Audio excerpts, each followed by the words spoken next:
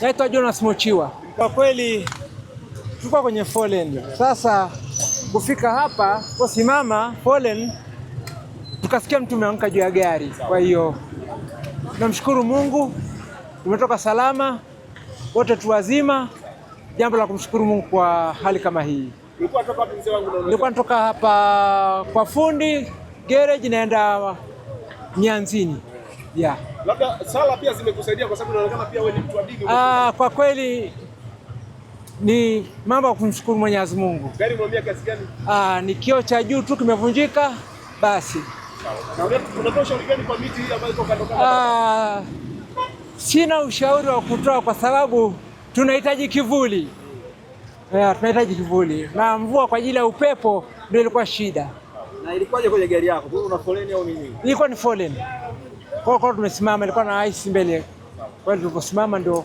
Ulipata hofu yoyote kwa sababu kama binadamu lazima upate hofu. Binadamu yote lazima upate hofu. Kwa kile kishindo na nini lazima upate hofu.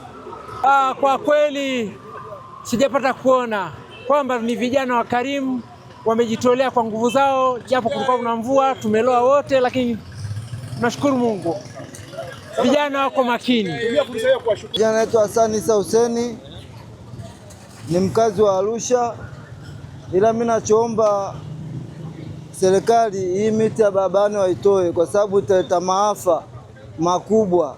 Maana kama jinsi tulivyoona kama hivi inakuwa sio ungwana, yani sio vizuri. Hii miti ingetakiwa hata waweke pembezoni kidogo mwa barabara kwa sababu inaweza katokea maafa makubwa zaidi ya haya. Leo imekuwaje?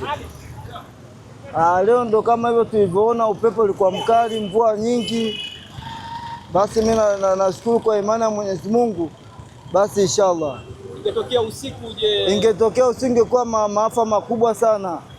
Maana watu ndo kama hivyo jinsi mlivyoona ndugu zangu. Wangepata riski na wote. Watu wangepata riski pia, huwezi jua hapa ni mjini baba.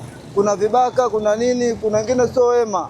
Japokuwa mwezi mtukufu lakini kuna wengine sio wema. Mtu anaweza akafanya kinyume na kadi na kama hivyo.